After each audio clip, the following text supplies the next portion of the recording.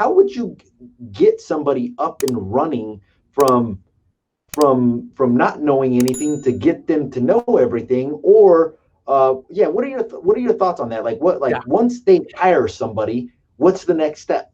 So that's a great question, and it's a common challenge. And I'll tell you how we did it when we had our company, because property management is all about systems and procedures. We'd cross multiple countries doing what we were doing, and we had a very tight system. So the first thing is the first thing you got to do is you've got to create a flow, meaning a system procedure.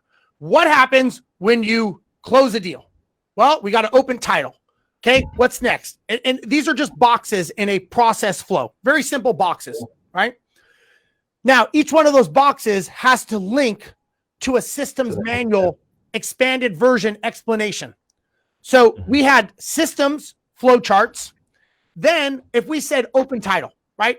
Well, they don't know what that means, right? So we would go and we had a systems operating manual that explained in detail, how do you open title? Okay. Then everything inside that systems manual, we had pictures and we had video recording of how to do it. So we would back that up with a checklist. So everybody had a checklist of things they had to do. If they didn't know how to do the checklist, they'd look at the systems flow.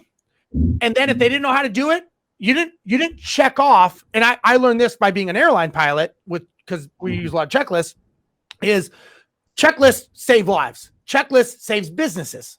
So we would learn, me and my business partner, we had checklists that became very, very essential to our company, because they would look at the checklist and they would go, okay, open title. What does that mean? We had a hyperlink that would take them from the hyperlink to our systems manual, that they could read it, they could look at pictures, and they could watch a video of how to open title. They know how to do it. Don't check the box unless you can confirm that you open title correctly. If you don't know how to open title correctly, go to the systems manual.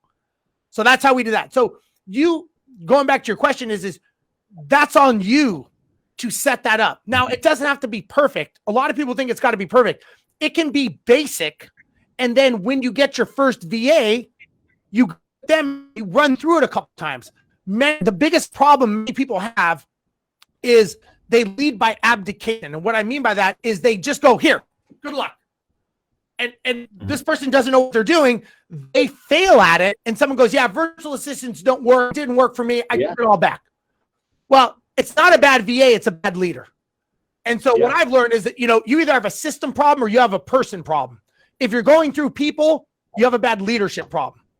And so what we did is we took our first VA and we basically had a very, very basic outline, and we would run through it with her. Okay, so when we do this, we're going to do this. Now, what we learned is we gave them control to update the manual. So it's now their manual. So when we hired our next VA, guess who trained that VA? The first VA. And we say, okay, now you are training them on how you do it. And reference the manual, and anything that needs to change it in the manual. And it was this ever evolving live document. And that's how we got up to 20 VAs, with doing 60% of our business. And the biggest thing I'll tell you is when you get a VA, do one task at a time. Don't just dump everything on them. Do one task, give them that task, make sure they've mastered it before you give them another task. And so that's how we have found to be the most successful route, is one task at a time. Make sure they know it, understand it, can master it, and then you give them the next thing. So it's kind of like just feed it slowly.